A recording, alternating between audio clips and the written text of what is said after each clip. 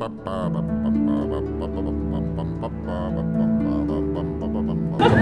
is about Sweeney Todd and what was it like working with Sondheim and singing with Johnny Depp.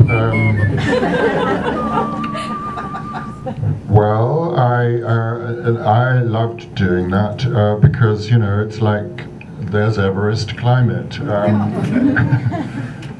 I wasn't sure that I was going to be able to do it, and I suppose I was old enough and wise enough to know that there was this moment in a rehearsal room in the film studios when I had learned the song and there was just me and a pianist, and the door opened and in walked Stephen Sondheim with the words, "Okay, let's hear it."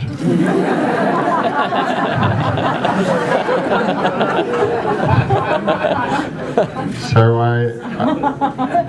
I guess, you know, years ago that would have been a recipe for complete disaster and nothing would have come out of my throat, but I guess I'm old enough and wise enough to know, well, what's he going to do, fire me? And probably be a good idea if I can't sing it, then fire him, get somebody else. But I mean, I got through it and he said it was all right. And what was wonderful was that he wasn't precious about his own music.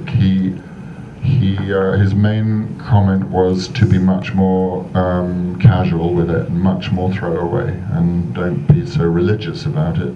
You see, sir, a man infatuate with love, her ardent and eager slave. So fetch the pomade and pumice stone, and lend me a more seductive tone, a sprinkling perhaps of French cologne, but first, sir, I think a shave. The closest I ever came. Johnny Depp is fantastic to work with, but of course we didn't record it together because you've got to have it on separate tracks so they can play with it, and we mimed it together many times.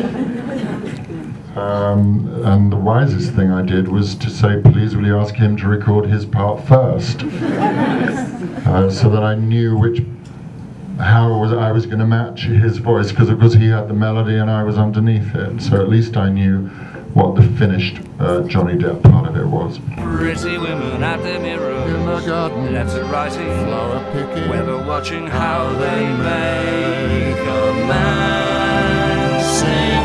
Proof of heaven as you're living. Pretty women